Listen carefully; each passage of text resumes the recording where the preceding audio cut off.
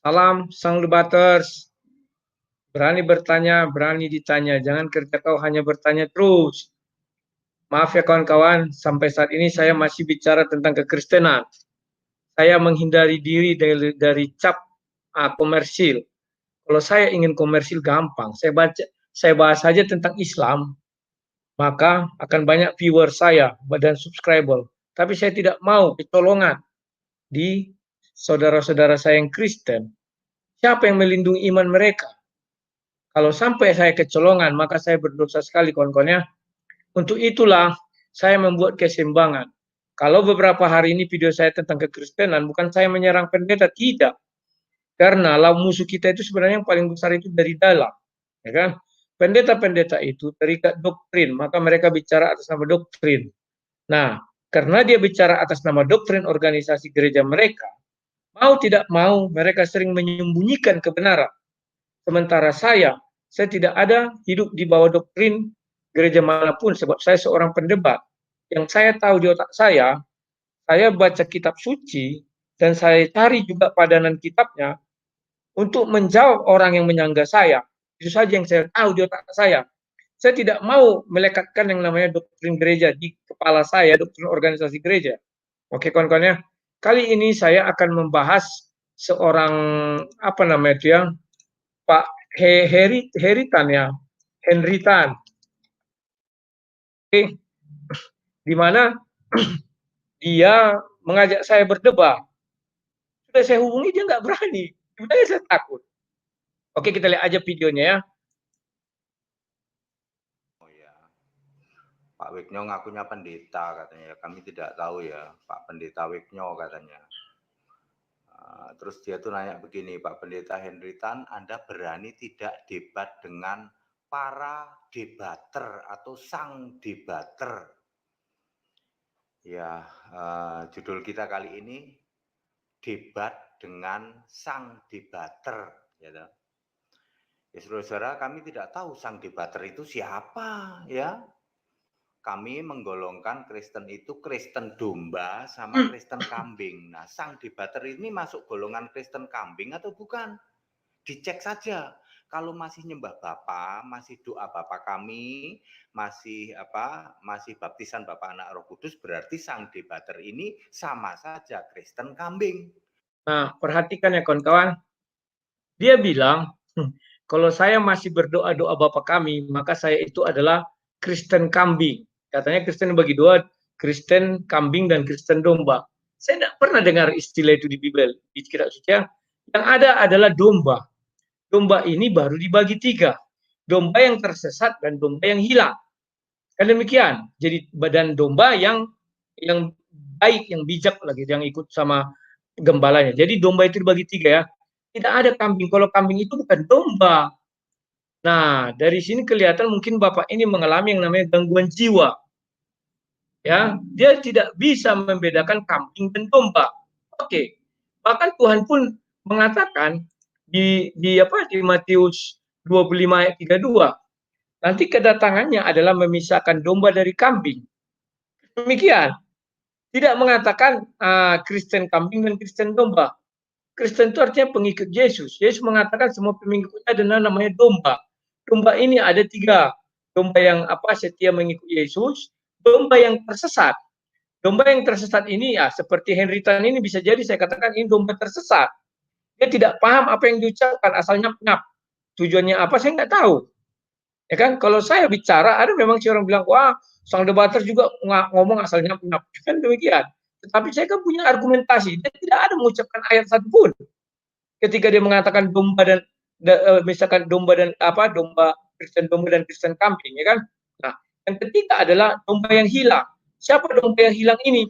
Itulah domba yang murtad atau dia meninggalkan Yesus atau dia hampir meninggalkan Yesus. Dia kan hilang tadi negara antar berantem mana, ya kan? Inilah tugas seorang gembala, mencari domba yang hilang. Maaf lagi ya, kena lagi para pendeta nanti. Pendeta sekarang tidak mau mencari domba yang hilang. Capek katanya kan. Bagus perpuluhan ini aja kujab-jab katanya kan. Cerita perpuluhan enak, uangnya banyak. Mencari domba yang hilang dia susah. Ini loh domba yang hilang. bukan domba kambing. Kambing itu tidak menjadi bagian dari Yesus. Paham ya? Henry tidak tahu itu. Nah, kemudian dia berkata, siapa yang masih berdoa Bapa kami, artinya dia Kristen kambing. Dia lupa. Doa Bapa kami itu diucapkan di Matius 6 ayat 15 ya. Yesus mengatakan di sana, berdoalah demikian. Apakah kalian paham arti kata demikian? Contoh nih, saya mengatakan, perbuatlah demikian. Yesus juga kan pernah mengatakan, perbuatlah demikian. Contoh, ini saya apalah ya, ada sebuah kotak seperti ini. Nah, kalian harus mencari kotak seperti ini. Dia terbuat dari apa? Plastik hitam dan berbentuk kotak begini ya. Harus seperti ini. Nah, ya kan? Harus demikian kalian cari. Tiba-tiba kalian datang bawa kotak seperti ini. Nah ini. Apakah ini demikian namanya? Tidak. Paham ya? Dia tidak mengerti arti kata demikian. Yang membilang itu siapa? Apakah Bapa? Apakah Yesus? Yesus sendiri yang bicara. Ya kan? Di Matius 6 itu ayat berapa itu? Mulai dari ayat hal berdoa 5 sampai 15. Dan apabila kamu berdoa, janganlah berdoa seperti orang munafik, karena mereka suka mengucapkan doanya dengan berdiri dalam rumah-rumah ibadat dan pada tikungan-tikungan jalan raya, supaya mereka dilihat orang. Aku berkata kepadamu, sesungguhnya mereka sudah mendapat upahnya. Tetapi jika engkau berdoa, masuklah ke dalam kamarmu, tutup pintu dan berdoa kepada Bapamu yang ada di tempat tersembunyi. Yesus mengatakan kepada Bapamu, bukan kepadaku. Saat ini ya, nanti memang ada Yesus mengatakan berdoa kepadamu. Maka Bapamu yang melihat yang tersembunyi akan membalasnya kepadamu. Lagi pula dalam doamu jangan kau bertele-tele, seperti kebiasaan orang tidak mengenal Allah. Mereka menyangka bahwa karena banyaknya kata-kata, doanya akan dikabulkan. Jadi janganlah kamu seperti mereka, karena Bapamu mengetahui apa yang kamu perlukan sebelum kamu meminta kepadanya. Karena itu berdoalah demikian. Bapa kami yang di sorga, dikuduskanlah namamu. Apakah Heritan tahu mengapa Yesus mengatakan ini? Ini dikatakan Yesus ketika murid-murid berkata, Tuhan, Yohanes telah mengajari murid-muridnya berdoa. Jadi sebaiknya kami bagaimana berdoa? Maka Yesus membuat sebuah standarisasi. Ya, saya tidak mengatakan kalian harus berdoa begitu. Ya, itu adalah kerangka. Pertama, alamatkan kemana doa kalian. Kalau kalian bilang Yesus, Yesus yang mana? Yesus Barnabas, ada Yesus. Yesus banyak. Yesus pemain bola di Brazil, mafia juga ada namanya Yesus. Yesus yang mana? Tetapi Yesus sudah membatasi Bapa di sorga. Bapa di sorga hanya satu. Hanya satu Tuhan yang di sorga. Tuhan umat simsalabim bukan di sorga, tapi di luar sorga. Sehingga kerajaan sorga itu dikuasai oleh Bapa di sorga. Tidak mungkin Tuhan simsalabim berani masuk nanti kelahi. Kan demikian. Nah, itulah kawan-kawan kenapa Yesus mengatakan, Bapa yang di surga, dikuduskanlah namamu. Itu kerangka sudah bagus dibuat Yesus. Nah, lantas, Sheridan memang betul. Dia menggunakan ini ya, kawan-kawan ya. Yohanes 14 ayat 13 sampai 14. Yohanes 16 ayat 26 juga disebutkan di sana ya. Mintalah bagimu kepada Bapa. Kan demikian. Nah, apa dikatakan di ayat-ayat tersebut, Yohanes 14 ya. Kita bisa lihat bagaimana Yesus mengatakan kepada murid-muridnya. Kita tidak apa menyalahkan Henritan ini, tetapi ada satu dia kekeliruan ya. Perhatikan, Yohanes 14 kekeliruan saya bilang, kesalahan karena saya mengurangi kata salah ya. 13 dan 14 ini. Dan apa juga yang kamu minta dalam namaku, aku akan melakukannya supaya Bapa dipermuliakan di dalam Anak. Cerita ini apa? Yesus kan masih di dalam dunia. Maksudnya Yesus mengajarkan kepada murid-murid, mintalah di dalam. Ya, ingat, pegang dulu kata dalam. Jika kamu meminta sesuatu kepadaku dalam namaku, aku akan melakukannya. Ya kan? Artinya di dalam. Apakah kalian di dalam? Ya kan? Itulah sebabnya orang Kristen sering berkata di dalam nama Tuhan Yesus. Haleluya, amin. Itulah dia berdoa. Ngerti nggak kalian apa beda kata di dalam dengan doa Bapa kami? Kalau doa Bapa kami tidak ada kalimat di dalam, tetapi kita langsung berdoa kepada Bapa di sorga. Artinya doa kita langsung kita alamatkan kepada Bapa. Paham ya? Kalau di dalam, ini adalah perantara. Karena Yesus menjelaskan Yohanes 14 ayat 6 itu, akulah jalan dan akulah jalan dan kebenaran dan hidup, ya kan? Sebentar ya. Kata Yesus kepadanya, akulah jalan dan kebenaran dan hidup.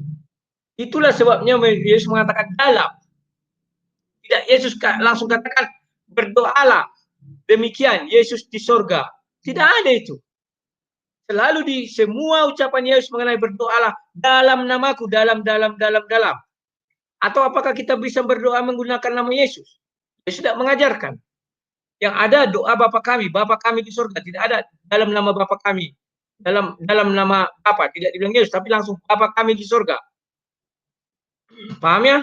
Itulah yang harus saya beritakan kepada Tan yang saya pikir dia agak-agak sakit jiwa ini. Karena ada ayat yang dibuatnya, tapi dia berani mengatakan ini dan itu, kambing lah segala macamnya. Nah sekarang, oke, kita akan masuk lagi, kita dengar dulu apalagi kata Syaritan ini ya. Ya kami berani debat dengan Kristen kambing. Memang kami sedang mengerin debat dengan Kristen kambing. Tapi dari Kristen kambing, impoten. Karena Alkitabnya pakai LAI.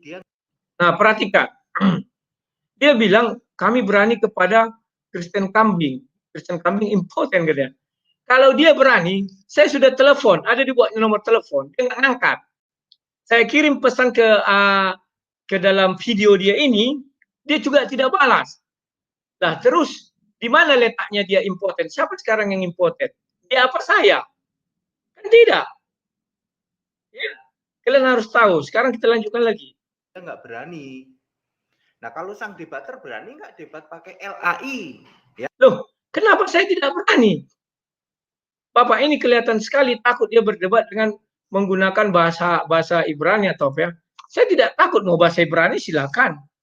Mau bahasa Yunani silakan. Kenapa? Alkitab itu ada bahasa Ibrani, ada bahasa Yunani. Ya kan? Dan terjemahan sudah disempurnakan, diperbarui terus-menerus. Artinya apa? Sudah hampir menyamai. Jadi kita nggak perlu lagi bahas ini. Dia memfokuskan kepada LAI ya. Nggak masalah sih. Dikiranya saya takut bicara. Saya menggunakan LAI juga. Ya lanjut. Ya, dan dicek dulu masuk Kristen domba apa Kristen kambing. Kristen domba itu yang disembah Yesus Kristus. Ya, baptisannya dalam nama Yesus, doanya langsung pada Yesus, mengimani ayat-ayat Alkitab yang sedang terjadi dan akan terjadi. Nah, perhatikan. Dia bilang baptis dalam nama Yesus. Kita sekarang bicara baptis.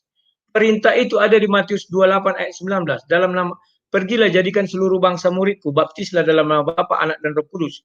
Itu bukan tanda kurung langsung ya. Dalam nama Bapa, Anak dan Roh Kudus. Itulah disebutkan di situ. Sudah jelas lah. Apakah benar kata Henrietta harus dalam nama Yesus? Betul. Ada kalau kita lihat di dalam kitab suci, Rasul Paulus pun bertanya dalam nama Yesus, apakah kamu sudah dibaptis dalam nama Yesus? Kan selalu demikian. Kalau belum, maka kamu akan dibaptis ulang. Kan ada hal-hal seperti itu. Katanya itu sebelum terjadi, sudah terjadi. Kan demikian. Maka kita harus merujuk kepada kisah para rasul seterusnya. Karena itu yang diminta dia ya. Betul. Kita lihat nih. Kisah para rasul 8 ayat 16. Nah ini. Sebentar ya. Ini sudah Matius ya. Sekarang kita buka ini. Kisah para rasul 8 ayat 16. Karena mereka hanya dibaptis dalam nama Tuhan Yesus. Rasul Paulus bertanya, sebab Roh Kudus belum turun atas seorang pun di antara mereka. Karena mereka hanya dibaptis dalam nama Roh Kudus. Di dalam nama Tuhan Yesus, sorry. Jadi, kan di situ ada Bapa, Putra, dan Roh Kudus. Ternyata mereka dibaptis masih dalam nama Yesus, Tuhan Yesus. Maka Roh Kudus belum turun. Artinya apa? Harus dibaptis juga dalam Roh Kudus agar Roh Kudus turun. Itulah hari Pentakosta, kan sudah dibilang sama Yohanes Matius 3. Dia akan membaptis kalian dalam roh. Ya kan? Henry Tan. Tolong itu apa ya? Nggak ngerti aku lihat kau. Gaya kau sok kali, nggak ngerti aku tujuanmu apa. Kalau kau berani Skype saya sang debaters. Sudah saya bilang, banyak pendeta-pendeta sekarang melihat saya hanya monolog. Saya nggak tahu kenapa. Mereka takut bicara gini kah atau bagaimana. Karena kalau mereka bicara sama saya menentang semua pendapat saya ini pendebat. Saya tidak akan terikat doktrin apapun, itu yang ditakuti mereka. Tetapi kalau saya bukan pendebat, saya tunduk di dalam satu doktrin. Contoh saya dalam organisasi karismatik. Enak aja orang bicara kepada saya dan mereka bisa menekan-nekan saya. Karena mereka pendeta, saya nggak pendeta. Dalam doktrin kita harus ikut. Kan demikian. Kalau saya misalnya di dalam Pentakosta, demikian juga. Calvin segala macam. Tapi saya kan bukan tunduk di dalam doktrin. Saya tunduk kepada apa aja isi Alkitab. Paham kalian ya kawan-kawannya? Tolonglah dipahami. Contohnya Henry Tan mengatakan dibaptis dalam nama Yesus. Betul. Banyak ayat mengatakan seperti itu. Ya kan? Nah, sekarang kita lihat lagi. Bagaimana juga Rasul Paulus, ya kan? Udah kalian lihat tadi ayat Garis 8 ayat 16, karena mereka hanya dibaptis dalam nama Tuhan Yesus, maka Roh Kudus belum turun. Ya kan? Maka ada dibaptis lagi kan? Oke. Sekarang kisah para rasul 19. Ya, kisah para rasul 19 ayat 3. Ini semua bukan saya yang mengarang. Lalu kata Paulus kepada mereka, kalau begitu dengan baptis manakah kamu telah dibaptis? Jawab mereka dengan baptisan Yohanes. Henry Tan ini lupa. Dia kira baptisan Yohanes sudah dihapus Yesus, kan tidak. Karena Yohanes mempersiapkan jalan bagi Tuhan. Yohanes mempersiapkan jalan bagi manusia-manusia berdosa ini agar bisa mencapai Tuhan. Dengan jalan apa? Itulah baptis pertobatan. Matius 3. Ciri-ciri baptis Yohanes mengaku dosa. Ya kan? Baru dibaptislah menggunakan baptis Yohanes. Tapi Yesus sudah mengatakan, distandarisasi semua. Pergilah jadikan seluruh bangsa muridku, baptislah dalam nama Bapa dan Roh Kudus. Ya kan? Saya tahu bahwa baptis Yohanes itu dalam nama Bapa. Loh kok bisa? Karena Rasul Paulus mengatakan, dalam apa kamu dibaptis? Dalam nama Yohanes. Dan Yohanes pada saat itu membuka jalan bagi Tuhan. Dan demikian. Nah, kemudian setelah itu ada yang dibaptis dalam nama Yesus. Itulah kisah para Rasul 8 tadi itu. Ya kan? Dibilang 8 ayat 16. Ternyata mereka belum dapat Roh Kudus karena masih dibaptis dalam nama Yesus saja. Setelah dibaptis dalam nama Roh Kudus, barulah mereka penuh dengan Roh Kudus. Paham ya? Jadi ketiga-tiganya itu sudah distandarisasi Yesus, Bapa, Anak, dan Roh Kudus. Kalau kamu mengucapkan dalam nama Yesus, apa maksudnya? Kamu menjadi murid Yesus, pengikut Yesus. Harus ditambah Roh Kudus agar dalam diri murid Yesus itu turun Roh Kudus. Ya kan? Bapa yang pertama, agar kamu dibukakan jalan menuju surga.